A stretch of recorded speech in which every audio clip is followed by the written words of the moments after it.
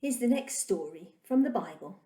It's called A Little Girl and a Poor Frail Lady. Comes from the book of Luke in the Bible.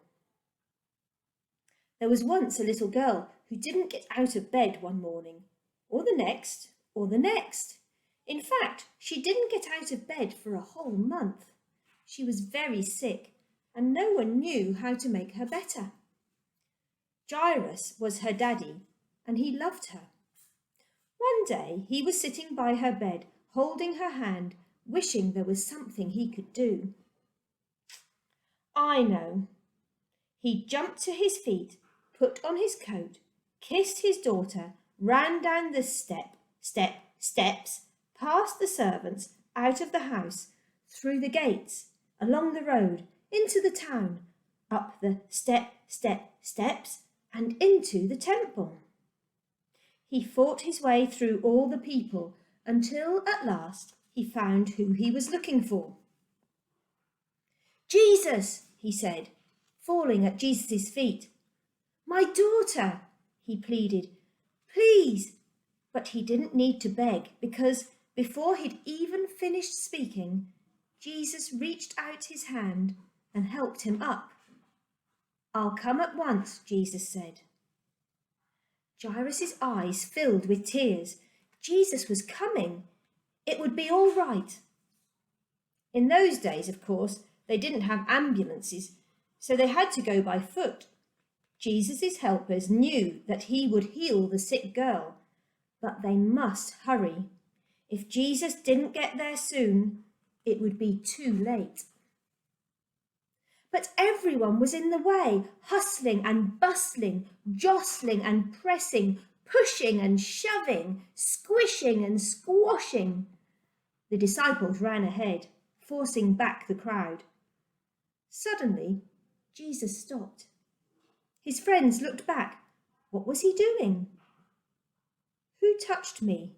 Jesus asked, because he felt power go out of him. Me, said a frail lady, looking down at the ground because she was ashamed. The poor lady had been sick for 12 years, and she had to get well. She knew if she only touched Jesus' coat, she would be healed. So she touched his coat, and instantly she was well. We don't have time, Jesus' friends said. But Jesus always had time. He reached out his hands and gently lifted her head. He looked into her eyes and smiled. You believed, he said, wiping a tear from her eye, and now you are well. Just then, Jairus' servant rushed up to Jairus. It's too late, he said breathlessly. Your daughter is dead. Jesus turned to Jairus. It's not too late, Jesus said. Trust me. At Jairus' house, everyone was crying. But Jesus said, I'm going to wake her up. Everyone laughed at him because they knew she was dead. Jesus walked into the little girl's bedroom, and there, lying in the corner in the shadows, was the still little figure. Jesus sat on the bed and took her pale hand. Honey, he said, it's time to get up. And he reached down into death and gently brought the little girl back to life.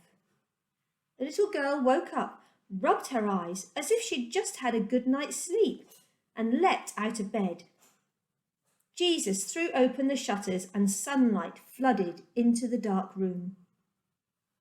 Hungry? Jesus asked. She nodded. Jesus called to her family. Bring this little girl some breakfast. Jesus helped and healed many people like this.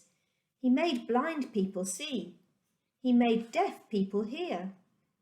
He made lame people walk. Jesus was making the sad things come untrue. He was mending God's broken world.